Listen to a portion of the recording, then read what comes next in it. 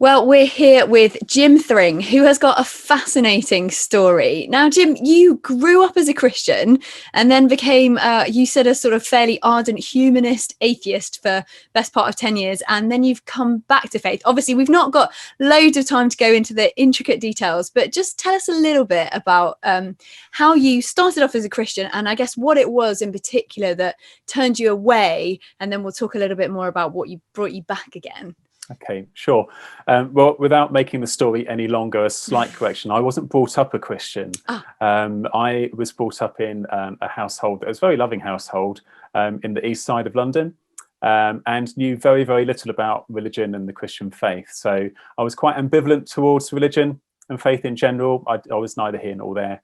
To be honest, I wouldn't have called myself an atheist either.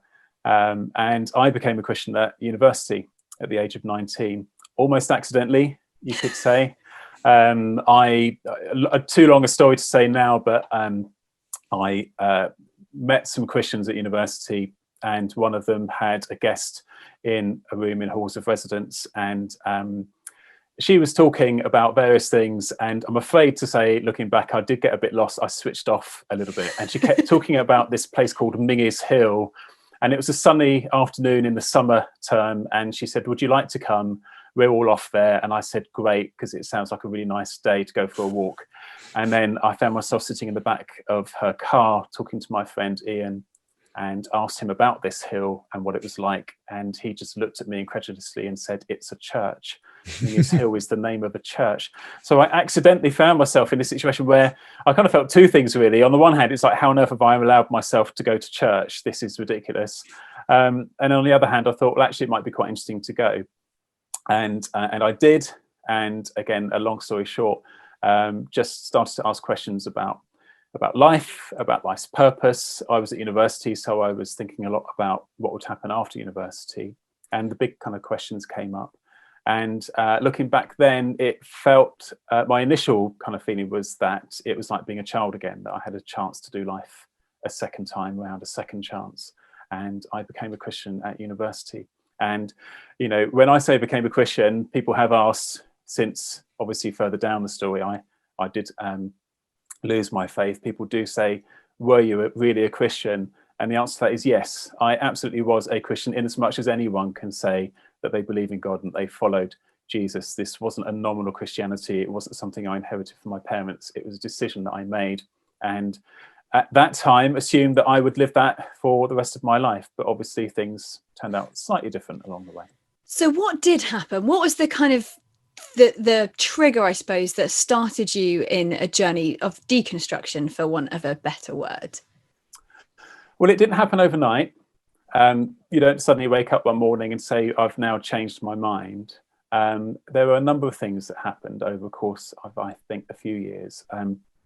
I could probably best describe it as a summary would be that my faith became more about what I knew and how much I knew than who I knew. And to kind of break that up a little bit, I think that what happened over time was that, you know, you're faced after university with real life. University is great. The Christian Union was very strong. And I did carry on with my faith for a number of years. But I think I was faced, like many people, with the kind of ups and downs of real life. And I think what happened was that I started to compartmentalize my life. I think that's what started to kind of come apart. Was I was very much a Christian and very much doing the Christian thing when I was with other Christians. And but I kind of grappled with, I guess, something that all Christians grapple with, which is that kind of exclusivity. You know, you're working alongside people who aren't Christians. They seem like very nice people, good people who are doing things with the best intentions. And I think that over time, you know, there seems to be this kind of struggle with, you know, this kind of dual life, if you like. It felt like over time I was leading a different life as a Christian to that I was leading outside of the Christian faith. And I think the other thing as well is that simplicity of the gospel, the simplicity of that message that I received when I first became a Christian, and the uniqueness of Christ and the uniqueness of the Christian message, just started to get lost, and my faith started to become a bit more pedestrian, really, and stagnate somewhat. And so when you kind of add these layers together of a faith that just becomes a bit monotonous, the struggles that you have intellectually that they're also kind of there, and a faith that's less about a relationship. All these things kind of in the mix become a bit of a recipe for the potential to deconstruct. And I think really it's when those intellectual questions come into that's the kind of the real catalyst, is that you're then at this kind of critical point where you really start to think, actually, the way I summarized it in my mind a few years ago was that if God stops meaning something to you in your day-to-day life, the next logical question is, then why carry on believing? And that was what happened. And you joked with us earlier before we started recording that when you lost your faith, you did it properly. So what do you mean by that? Because obviously you spent the best part of a decade as a non-Christian, as a humanist atheist, you'd have called yourself. Yeah. So what did that look like compared to what your life looked like before? Well, I think, I probably am somebody who goes with his convictions.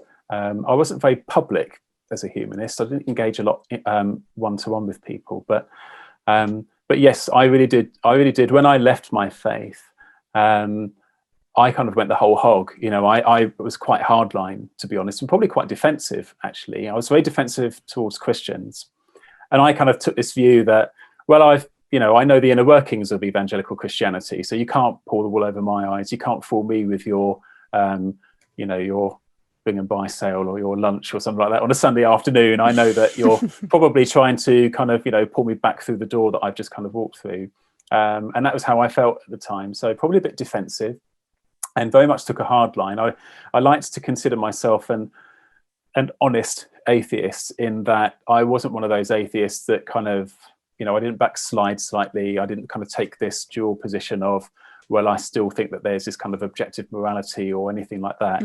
I just thought, no, if you're an atheist, then you ought to be a materialist atheist, and I really did kind of ride the wave of the new atheist kind of narrative, really, especially because at the time that I came away from faith, it wasn't because of the new atheists, but I discovered the new atheists around that time. And so, went to a book signing. Richard Dawkins was debating Professor Robert Winston, I think his name is. And, I queued up and got my signed copy from Richard Dawkins. And, and I thought, this is it. I've kind of seen the light now, and I've put to bed all those kind of fanciful ideas of faith. And that was what it was like. I think, that first kind of phase, I like to think of my atheist years in kind of two parts, really. The initial sort of hardline, very defensive kind of stage. And there's a comedian called Jimmy Carr, who is a British comedian who does 9 out of 10 Cats and QI and various other things. I think he's been public about the fact that he had a faith in the past, or he was brought up a Christian, something like that. And in one of his comedy sketches, he said something like, when I was a child, I used to believe in an invisible friend who granted me all my wishes, and then I stopped going to church. And I kind of laughed at that, kind of very knowingly, yeah, that's right. That's kind of where I am as well. And of course, looking back, what I realize, of course, is that, thinking about that now, if you went to a church and that was the picture of God that they gave you, that he was a best friend, an invisible friend who grants you all your wishes, well, then no wonder you kind of would leave a church like that, because the Christian, God is so much different to that. But that was kind of the kind of hard line that I took, really. What did this all mean in terms of your relationships? I guess you'd done a lot of your life as a Christian since, university times. And then that change, did that impact people around you as well as obviously your own journey? Yeah, it did impact relationships. My wife and I were Christians when we met, and we got married, and we saw ourselves as married under a covenant of the umbrella of the God who we both believed in, and wanted to bring our children up in the Christian faith. And so we started out that way. And so, the biggest challenge was my marriage. And some people will think, hey, what's the big deal? Believing in God is just like going to a chess club or having a political opinion, whether you're conservative or liberal or something like that. And of course, it's not really, because these are heart matters. These are very personal. They're very emotive, and understandably, the big question that was on my wife's mind was, well, what does this mean? Does this mean that you don't want to stay married? Does this mean that you want to live a completely different life? And how does that play out? So that was something that we both worked on together. I was very keen that our marriage survived this, and that we found a way to keep doing family. My wife she had a very good mix of being very gentle, but at the same time, she was very clear that she still believed. And she was also very clear that actually I still want to take my kids to church. And I didn't resist that. I didn't kind of insist. I think rather arrogantly, I thought, don't worry, I'll get them some way. You can take them to church, but, I'll find a way to get my views across, or something like that, more surreptitiously maybe. And I think I was also, again, probably a little bit selfishly, I was very keen to make sure that the Christian friends that I had, and Christian family and my wife, didn't perceive the step that I'd made as some kind of, I've now decided to do life my own way, and that means that, there's no bar to anything, there's no limits, there's no boundaries, and certainly didn't want to be the one that would be kind of to blame for a family breakdown or anything like that. So I was very keen to make sure that we kind of, rode this kind of challenging kind of period that we had. I mean, obviously, the story goes on, and you came to a point where you changed your mind again. Interestingly, yes. So tell us about sort of what led you to start reconsidering the secular humanism you'd sort of embraced by this point. I'd be interested in hearing, especially about any particular issues that maybe caused the deconstruction, and how you started to address some of those concerns as well. Yeah. Again, it didn't happen overnight. I think what started it was I think I softened from that hardline atheist humanist view that I picked up. You're aware I became a member of the British Humanist Association. And you have to bear in mind, what I share is my views, my thoughts. This isn't reflective of all humanists or atheists. But I found that whilst in the early years of being an atheist, I really did kind of ride those kind of the rhetoric of people like Christopher Hitchens and Richard Dawkins and so on. And I think I kind of used that to keep justifying to myself intellectually that I'd made, a very sound decision. I'd chosen to do life my way, and these very intellectual people can, back that up in some way. But then I found that a lot of the narrative that I was listening to, either online or on Facebook, social media, that kind of thing, I started to question it. It started to get some of the content started to get a bit pokey, and tended to put Christians down as people who weren't thinkers, who weren't rational at all. And it almost kind of felt like, if the church says this, then we're against it, or if Christians believe that, then we're against it. And I just started to feel that actually, I was remembering Christians that I knew from years ago, people who were a lot smarter than me, who I knew were still Christians, who still kind of stood by their faith. And I started to kind of feel, actually, I don't quite feel as strongly about that anymore. I feel a bit kind of softer, and perhaps it's not quite as straightforward. And I think that led me to a period where I realized, and this is probably the key thing really for me, I'm not a brilliant apologist. I don't have, I'm not full time in that kind of space. And there are people who do a much better job of particular arguments for the Christian faith. But for me, the one thing that I really felt clear about was that reason and logic and rational thinking are not tools that are only available to the atheist. And actually, they're not things that mean that you're obliged to follow that path, and it will ultimately lead to atheism either. And I think that was the key thing, really, was that was the kind of what I'd taken on as a very strong atheist, was this kind of, you can dismiss anything.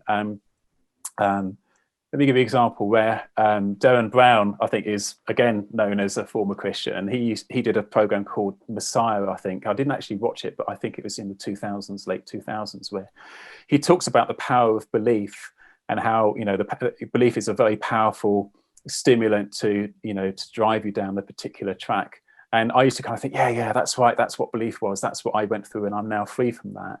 I think what I realized that actually, my atheism had as much of a powerful belief behind it, the maxim that for everything there is a materialist explanation for it is also a very powerful belief, because what it means is it doesn't matter what evidence someone puts in front of you, it doesn't matter what arguments, however well constructed they might be or how valid they are, you've got a reason to dismiss them. And I think I started to try and be honest about where my atheism lay and what supported that, and kind of reconsider it again. And so, so there was that, and a number of different things happened on a personal level that made me just, I met with Christians a bit more through my wife. She went to a different church by this time and invited me to some social events, and, no one was too pushy with me, but it was just nice to kind of just to meet with people. And I think that softening gave me sort of laid the groundwork really for me to think, actually, maybe I could look at something new, look at some of these arguments for Christianity and see if there is a defense. And so I surreptitiously, without my wife knowing, used my Kindle to look up somebody who could help me through some of the questions. And probably the biggest thing for me was origins and evolution and young earth creationism. It's more the science thing really that I think was kind of my thing. And I came across this man called John Lennox. I was really, it sounds funny to say it now, I was very keen not to read a book by somebody who was at a Christian institute or an American Christian, in quotes, university. I thought, no, I want to read something written by somebody who was at a respectable university. And John Lennox is a professor of mathematics at Oxford. So I thought, hey, he'll do. And I read this book called Gunning for God, how the new atheists are missing the mark. And it was just really interesting because he started to address some of the things that, that some of these kind of arguments that I'd thought were really knockdown arguments against the Christian faith. And I think what he did was he just turned it around. There was a very kind of clear pattern to me that some of these arguments against the Christian faith, you could actually turn them around and say, actually, source of the goose is source of the gander. You can apply that to atheism as well. And a number of other things were happening alongside that. And that was part of that journey, the beginning of that journey. And do you feel like the faith that you now have is quite different from the faith that you had in the first place? Do you feel like that kind of journey of deconstruction and reconstruction has actually made your faith stronger, more different, or does it look kind of similar to the way that it was before, but with a stronger foundation? Yeah, I think what you said at the end there, it's yes and yes. It's yes, it's the same faith that I had when I first came to Christ. It's almost like that first love that you discover when you first encounter God, you first encounter Jesus. But it is different in having come through this experience. I feel like I've been able to take time to reflect on why I deconstructed or deconverted, however you want to put that, what the reasons were. And I think that my faith now feels stronger for the fact that I can see that there are personal reasons why I'm a Christian. And I think if people are honest, there's always a personal reason why we have these convictions. If you're an atheist, it was the same thing for me. I thought that my reason for being an atheist was purely intellectual, and I could rest on that. But I think it took time for me to realize that actually there were personal reasons why I was an atheist. But now my faith is as strong, if not stronger, than it was before. I feel that it's defensible. Having discovered Christian apologetics, I think Christian apologetics is very good at helping people to unblock those artificial barriers to faith. But I think it's also really good at helping Christians to be encouraged in their faith. That sometimes you're never going to know the answer to every question, and you're never going to amass all knowledge. It's just not possible. But there's enough there that you can kind of take a step back and see the big picture. A little bit like those magic eye pictures that, if you stare at this pattern for long enough, but you don't look too much at all the details, you just look at the whole thing and you relax a little bit. Eventually you see the image come clear and you see there's a 3D image there. And that's what it's like for me at the moment. That's how I would say my faith is. I'm sure, obviously, I'm assuming your wife and so on, they were glad to see you come back. I'm sure they'd been praying as well in the background for quite some time. Yeah, there've been a lot of people praying for me. I think when I left faith, I was probably a little bit resentful of that, because I knew that they would be. I knew they'd be praying for me. I thought, well, you can go ahead and pray whatever you want to do. You know, I've made my decision. I'm doing life my way. My wife prayed for me all throughout. And the great thing, there is a very quick story. A great thing as well is I did mission for a year after university with a chap called Philip, who I hadn't spoken to for this whole period, for nearly a decade. And he was doing a doctorate in New Testament studies in the States. And he had a dream, and I was in this dream. And he's one of those people that's not prone to exaggerate at all. A really lovely guy, very British, so British that even British people think he's very British. And after he had this dream that wasn't very specific, he just felt a really strong sense to pray for me. And he did so every day. And I got in touch with him after I came back to faith and told him, shock horror, I actually left my faith 9 years ago and I'm back. You know, sorry to kind of bring all this to you. And he emailed me back and said, actually, I knew you'd fallen away and I had been praying, but, you know, apathy sets in over time until I had this dream and I prayed for you every day. And I found out that the moment that he was praying for me every day was the moment that I started to consider God again. So, you know, wow. The timing of that was extraordinary.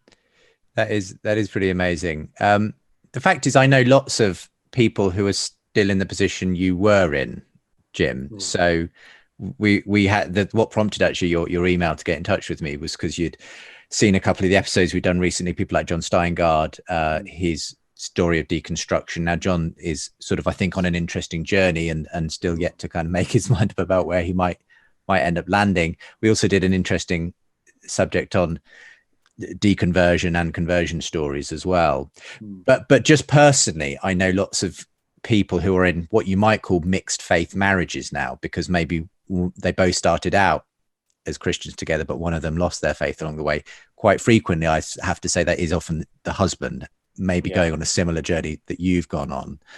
And that I know can cause a lot of difficulty in a marriage, because obviously that is quite a, as you said yourself, it raises all kinds of issues. Now, in most cases that I've seen, people have managed to kind of get along and, you know, just keep going. But what would be your advice, I suppose, especially for both partners in a situation like that, having been in that situation for some time? How do you make it work? What would be your advice for either party in that? Well, again, this is only based on my experience, and everyone's experience is different. People's characters and relationships are different. I think, speaking from my own experience, it's probably a case of trying your best to discern where the other person is at. Liz knew that, you know, especially early on, that I wasn't really prepared to have a conversation about faith.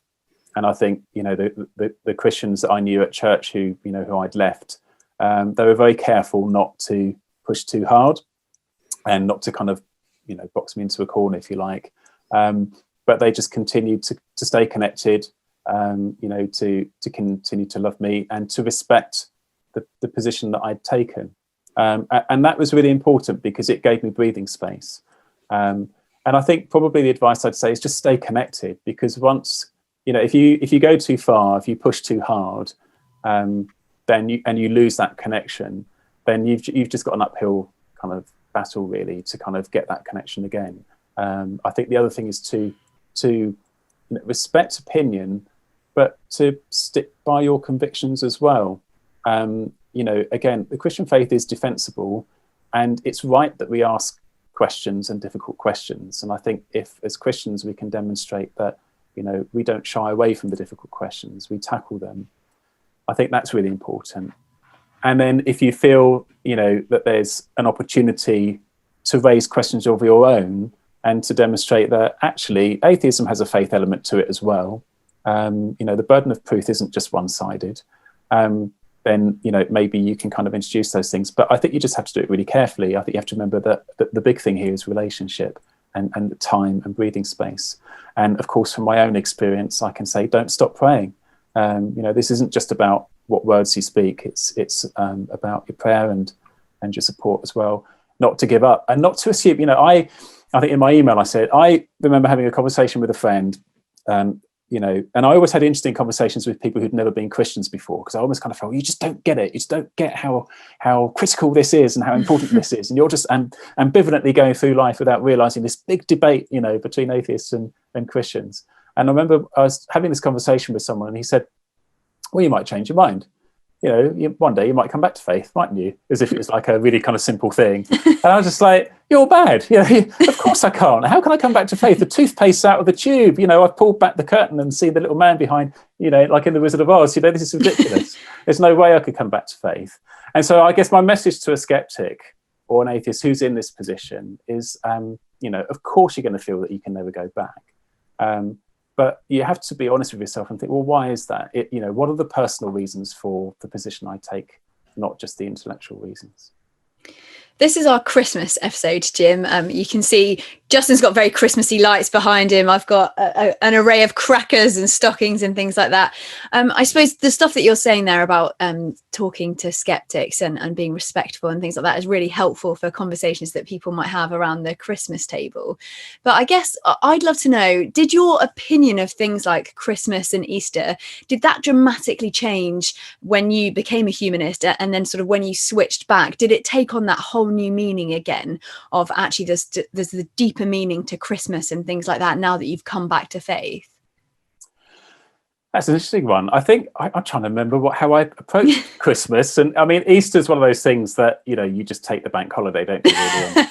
And that's fine. Christmas is one of those things where, I probably felt that people at work who aren't believers, who aren't Christians, who don't have faith, they celebrate Christmas in whatever kind of way, or Hanukkah or whatever, depending on, your religious background. And I think I just kind of did the Christmas festivities and probably just took on the same approach that a lot of people have, which is it's just a historic festival.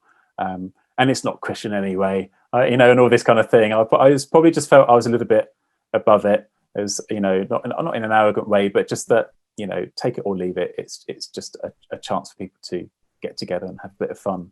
I think when I came back to faith, obviously these kind of things, all resurfaced my, my original faith that I had when I became a Christian at university. Rediscovering the uniqueness of Jesus, I think, is a big thing. I think some of the reasons why people get themselves tangled up in knots a little bit is because of just their view of Jesus, their view of God is too small. If you treat the Bible like it's, if you expect that God exists, and if God exists, then the Bible is like some kind of script that's been written by someone who's been possessed and their hands being kind of driven across the page, then, if that's the kind of thing you're looking out for, then of course you're going to have struggles with what Scripture says. And if you treat Jesus like, you expect him to be some character out of the Marvel Cinematic Universe, then of course you're going to struggle with certain things. But actually, it's seeing the uniqueness of Jesus, I think, is the big thing. And then when you've got the uniqueness of Jesus and you've got the uniqueness of the Christian faith, then immediately you start to realize that comparing God to Thor, it just doesn't make any sense. So that's kind of how I kind of felt recently. Well, thank you so much for sharing, Jim, and happy Christmas. And Yeah, you're writing a book about your story, aren't you? Ever so slowly, painfully slowly. But yeah, I really would like to write a book because it helps me to, consider what I went through, to reflect on that and put it down on paper. And also, again, as I said, I'm not an apologist, so I'm not aiming to try and convince people of one thing or the other, but I do want to just kind of bring the personal experience to deconstruction and reconstruction, and hopefully that will be of benefit to someone. Well, thank you so much for sharing your story on the show today. It's been really, really interesting. And maybe we'll get you on the show at some point, maybe when the book's out, to do a proper discussion with someone who maybe hasn't gone on the reconstruction bit of the journey. But yeah, great to chat with you, Jim. Thank you so much for coming on the show today. You're very welcome. Happy Christmas. For more conversations between Christians and skeptics, subscribe to the Unbelievable podcast. And for more updates and bonus content, sign up to the Unbelievable newsletter.